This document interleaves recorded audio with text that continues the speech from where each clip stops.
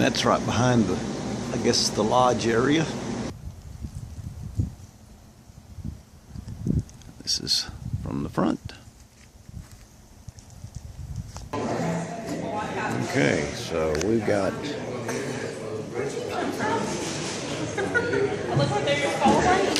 Yep. How are you?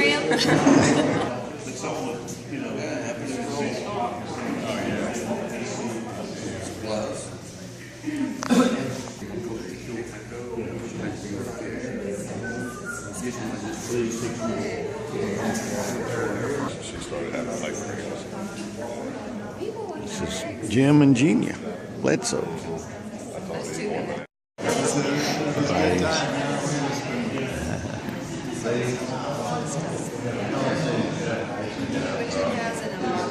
Hey, Miss Tina. Tina? That's Molly. Molly. Molly, by golly. Hey, Molly. Just a hearing test. Oh, just a hearing test. I called you. At first it was a memory test because I called you Tina about 3 times. Oh, really? Oh, and I didn't turn around? No. So.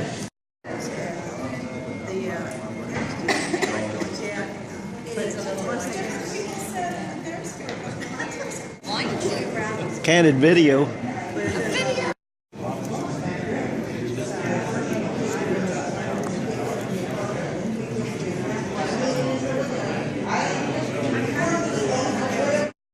Now, that paddle, I didn't know if maybe one of his grandkids needed some attention, or What do you mean? that. Spatula?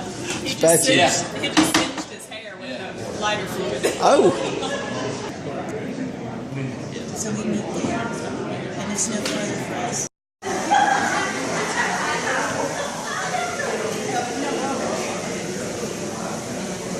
I've got to stoop down for these two.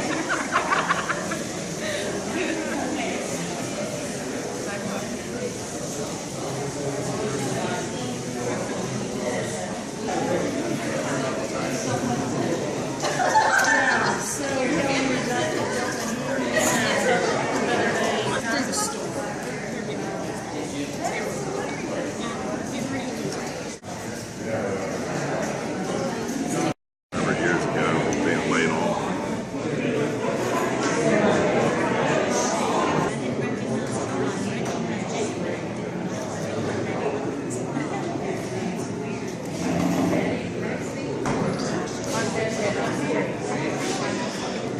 don't mind me, ladies. It's just a video. Oh. Gotta watch it.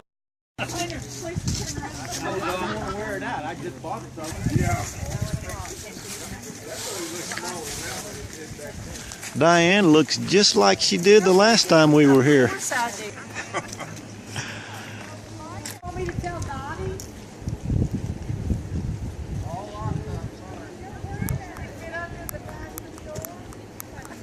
No, that was somebody else.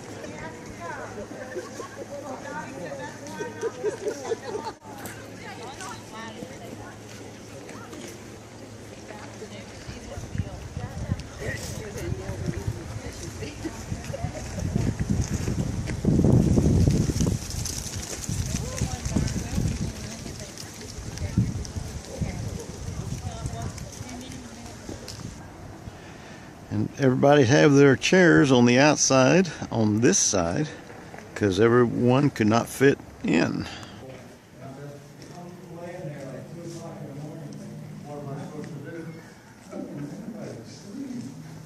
Well, I heard some guys actually lifted up a pretty little cot, took it out, set it outside one night. Did you hear? That's what I heard. No, I didn't, but, you know, there'd be a lot of reasons for, you know, just trying to, pick up somebody like that. You know, move them around or move yourself. We didn't have any flashing lights back then. And if you were up on the stage, this is what you would see.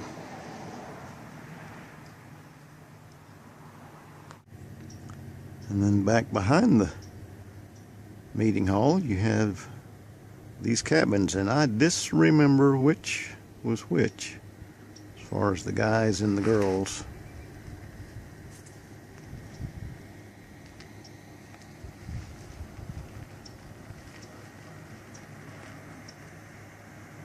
That was the office where Mr. Hobson collected the camp fees. And this is where the line was going into the dining hall in the infamous gum tree. One year they had catering.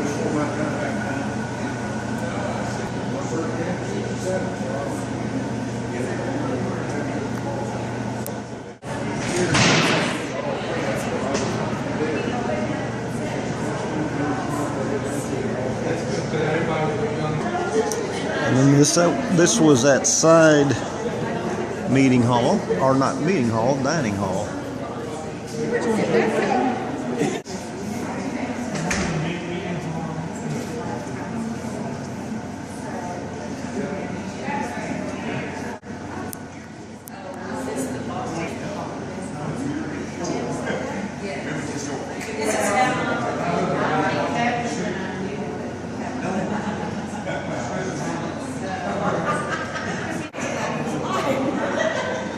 She was disgusted with me then.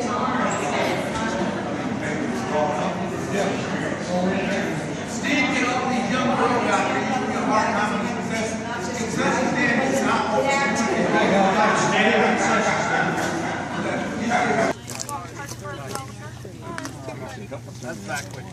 Got it upside down. Bad girl.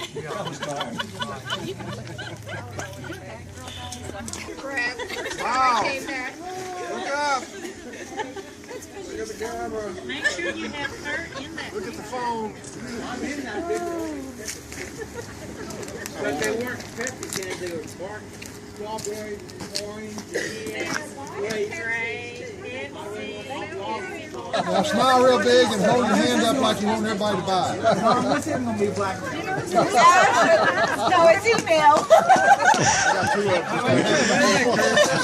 It's email blackmail. Yes, sir. That's good news, but they may go bad. You know why I heard Kurt on the inside? You know why he wanted this picture taken? So he could take it back to all his grandchildren and tell them what camp was really all about. Did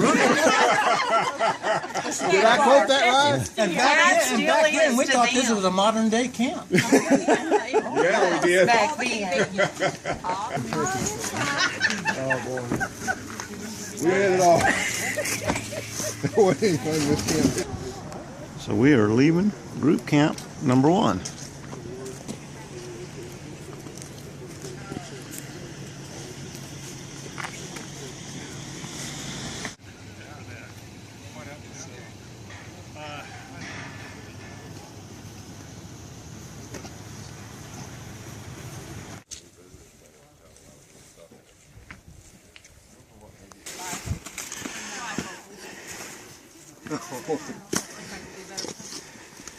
That's why you were walking instead of breaking the record. That's right.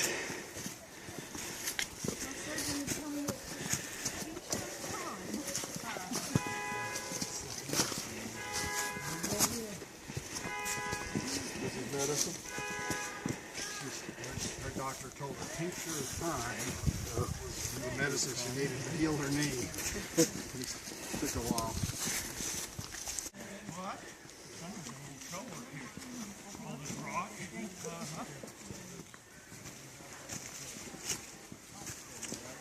Even more than ever. Now.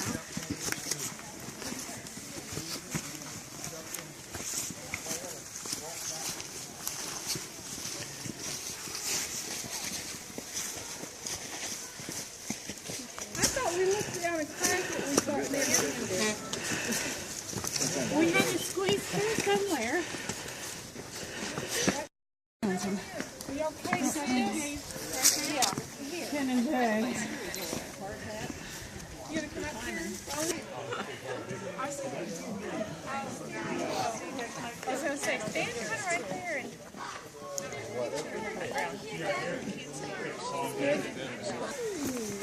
Oh my goodness, thanks.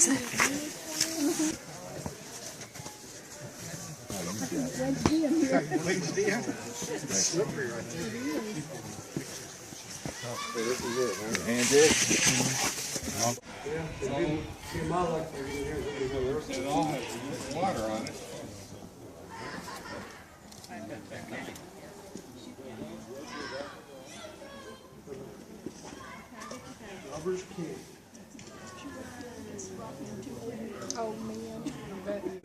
take my hands out of my pocket. Okay.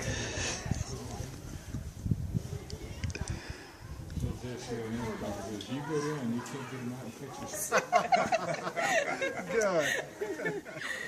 She's actually send her some pictures. She is.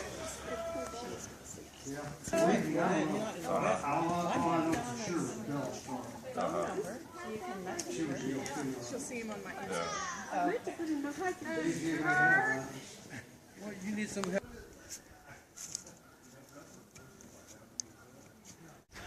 These are the folks that made it up to the top.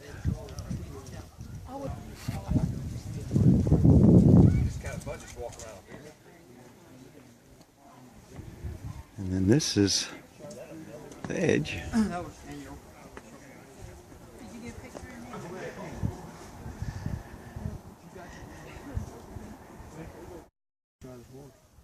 And the guy went down, and the horse went down on top of him. That's how those two horses got together. Oh, okay. That name did sound familiar to me. That's from the You remember Earl the Forest? That was his dad, the Chase Bush Casdale. He was the deputy U.S. Marshal. He told that story to Kay.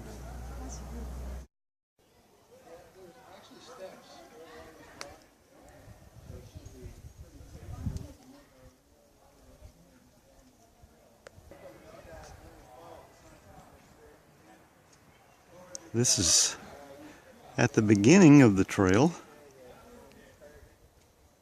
They played gospel music. We'll get to 770. And it was Sunday after the last bloody one we had. So I was getting ready and I heard that song. It was right at the end. I said, what's that? And so I punched it in on whatever you do, tweeted it in, or not tweeted, what do you do? Google? Yeah, Googled it in. Because I caught the name of it. And it's pulled this up, and so happened that happened to be the one. I listened to that. Made a lot of difference. Yeah. It just it made me cry like a baby. Which song is it? This could be the dawning of that day. So I think I text you. I don't know how to, type in the text one time. Hey, send it to a bunch of people. I don't know how to do that. So I had to type in several times. So this could be the dawning of that day. That's what I needed at that time. Saying she's in the back, and she says, and deodorant. Oh, that's your sister. She said, and deodorant. Joe. I said, that's the best song I've heard since Too Precious. She thought I said toothbrush. We could hear it. Did you come through that hole, Brother Darrell? Did you come through that hole? I did. Good. He didn't make as much noise. I couldn't breathe. I stepped on his head for him. That background made it easier at first, then it got wore off. Kind of wore it off. 88 or something like that. But we, the summer of '73, we were going to fly that out to Robbers Cave Camp for in August and September. And so, kind of in preparation of that, we flew over to San Louis to have lunch with Woody Grant. Robert was always looking for an excuse to fly someplace. And so we flew over there, and I was supposed to land it, and this is going to be really long. Anyway, Robert Rowe didn't think I was landing right, so he took it over and gave it all kinds of power and touched down in the middle of the runway. It just seemed odd to me that we were landing in the middle of the runway, and he decided to go around, so he gave it full power, and we didn't have enough power when we got to the end of the runway, so he went on out into the alfalfa field that was at the end of it, and we hit something pretty hard and took off and came back around, and when we landed this time we had alfalfa hay off both of the landing gears. We caught out that field far enough to pick up some hay, but we had lunch and got the plane after we did our business there and flew home. And coming home, Robert goes, I'm going to show you how to land this plane. And so he's coming in, and Scott is in the back seat, and it just seemed like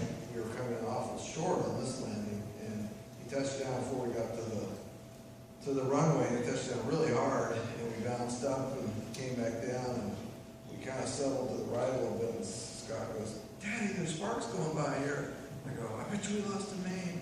And so pretty soon it slowly pulled over, and we ground moved on the side of the runway there. That little drop, but it shortened about 2 feet in the process. And so it kind of pitched back. He was working on it that week. It had a wooden wing, and while it was sitting on his jack stand, it slipped off the jack, and the jack went through the wing. And so anyway, he was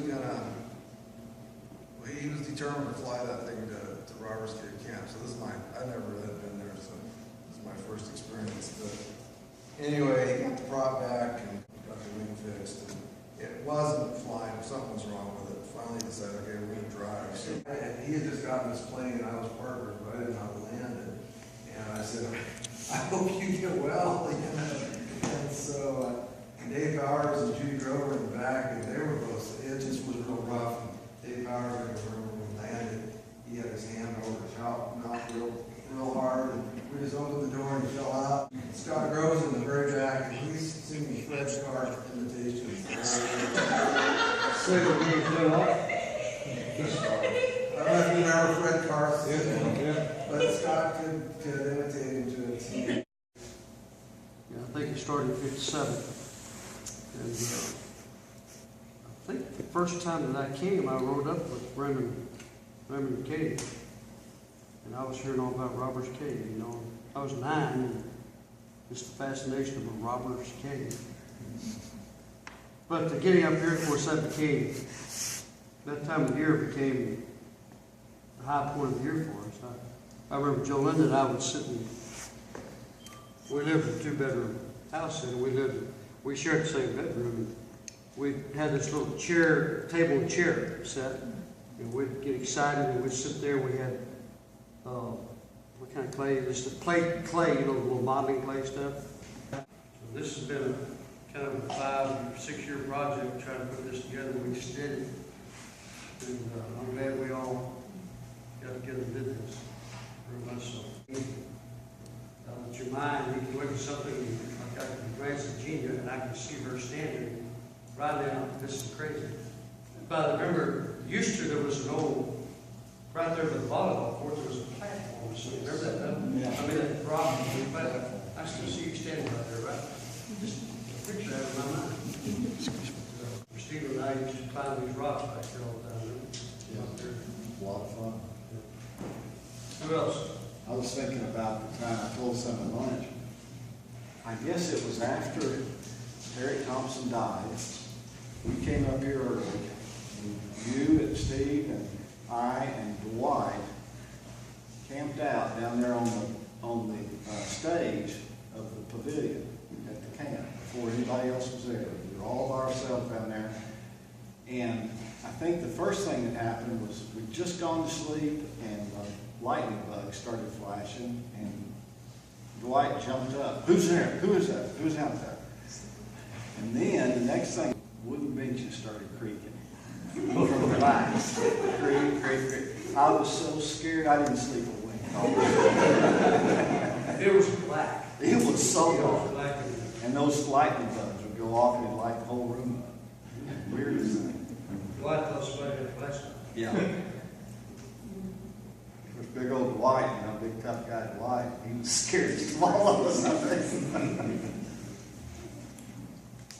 Of course, we'd heard about Roberts Cave a lot, but never been there. My dad brought our family back in 68 and 70. I think I've been back there a total of 11 camps. But to tell Steve, one of my first memories, we played football down there at the park, and it was hot, sweaty. I never felt liquid air like they had out in Oklahoma. But all my was back at camp. It's been enjoyable coming back here.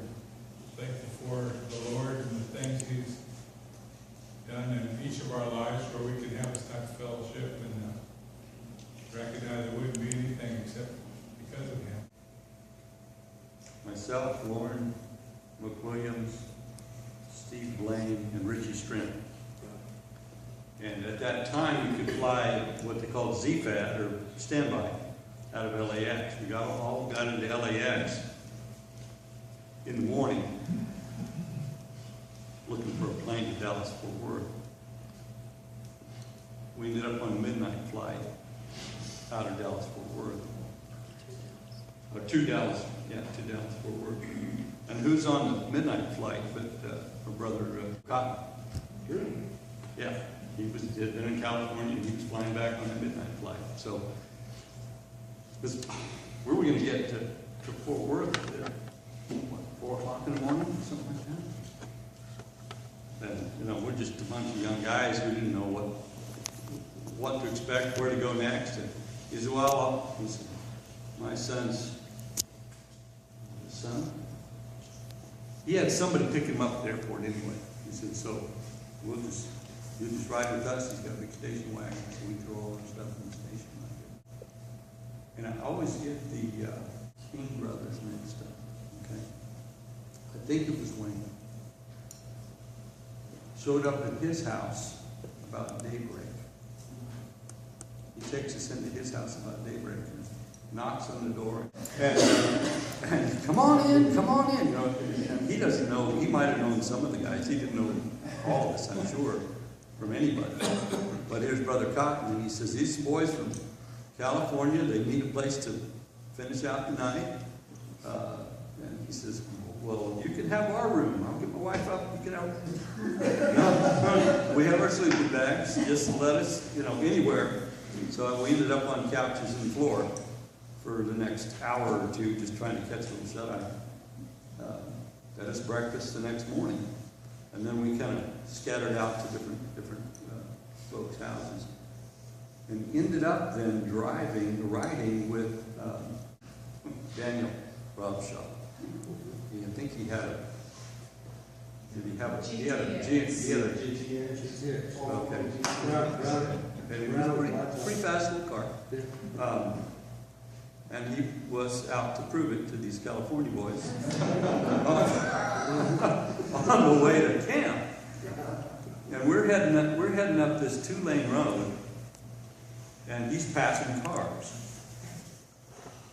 And he goes to pass this car, and it's just a little rise, and on the other side of the rise, here comes this other car right at us. And, you know, I think Lauren and I are in the back seat. We're looking at each other like, okay, well, let's die now, you know. And Daniel goes all the way to the left verge, continuing at speed. The car comes swinging by in his lane, and he ends up getting back on the road and passing the car he meant to pass, and just. I think he said "whoo" or something like that. That was quite an experience. If I remember right, I didn't ride home with him. Daniel's trying to block all that out of his memory. Probably, yeah. Well, there's still some of us alive.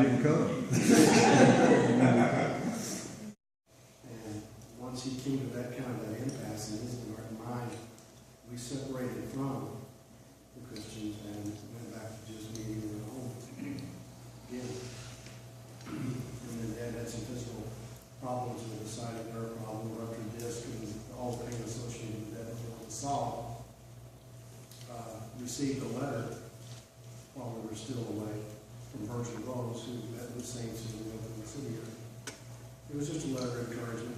I saw my dad do something I had never, in the entire life up to that point, had never seen him do. And he looked around and saw. And I was kind of alarmed because I'd never seen my daddy so moved. You know, I was concerned about him, and he said, I've been a proud man. I've let these issues be a dividing between me and some saints that I believe are very sincere, very endeavoring to serve the Lord. And so we came back to a street meeting in Dallas, and Alfred met him and embraced him. We started coming down again, and so my first camp was when I just turned 16 years old in 1960. And was introduced to high humidity and heat. there was something wrong with this guy running down the highway without any running gear on, you know. But, They were black Rogan type shoes. yeah. Slick soul. See, this boy's name is Valentine. And so he went all year and trained, ran to get ready to participate in this thing again without the chain. It didn't work.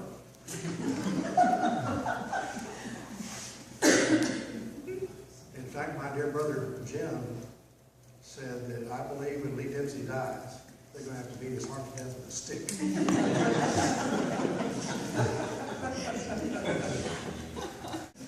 Didn't he run down to Wilburton? It was like a cakewalk. I have a story about Lee Dempsey. He visited Otho and Dickie Woods where they were Tyler. And Otho loved to run. And so he said, okay, let's go. And so he got a order from Dickie. He's going to buy a newspaper. Because they went by a store they had one. So off they go. He used the quarter for something else. He called Dickie to come get him.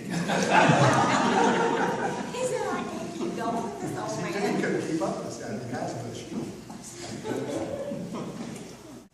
And if you were sitting at the end of that pavilion, you get up and bump your head on your knee. Remember that? Yes. Otha and his two boys, mine too, and we were walking down toward the bridge, you know, from the south. And we were engaged in conversation. The kids were looking around, doing their thing. And Ronald said, hey, Dad, look. And I turned around and died. Because my son was holding up a humongous copperhead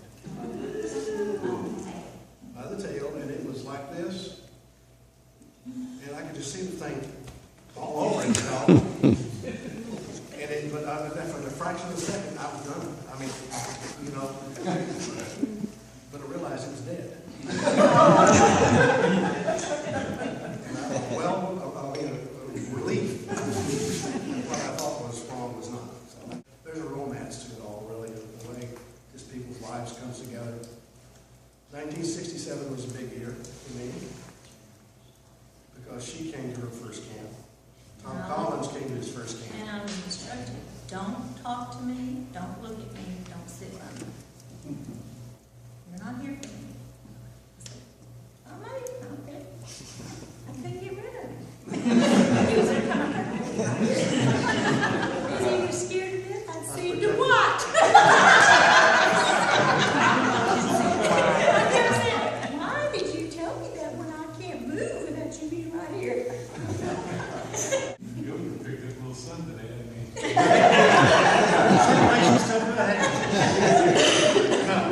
Well, it was her camp, Tom's camp, and my brother Jim's first camp. We got to be treated to the guy playing volleyball with boots and Orange jumpsuit. orange jumpsuit. She heard something she hadn't heard in years since she was a small child. Choruses of amens from the audience. And that was a refreshing change from what she was used to. And then Doris Sample asked her if she was saved. And she said, well, I hope so. And she was church class and didn't know she died. And so that made me start thinking. I remember one year, there must have been a system coming through, and it rained, and it started getting on people's nerves. And Brother Maurice could pick up on it, and started singing that, my religion is not depending on the weather, Lord. And it's like he had a direct connection. The minute he went into the refrain, the bottom would fall out. We had rivers coming through the camp all over. County all the time. You're all the time. But I think like in a lot of cases, especially like the red light camp,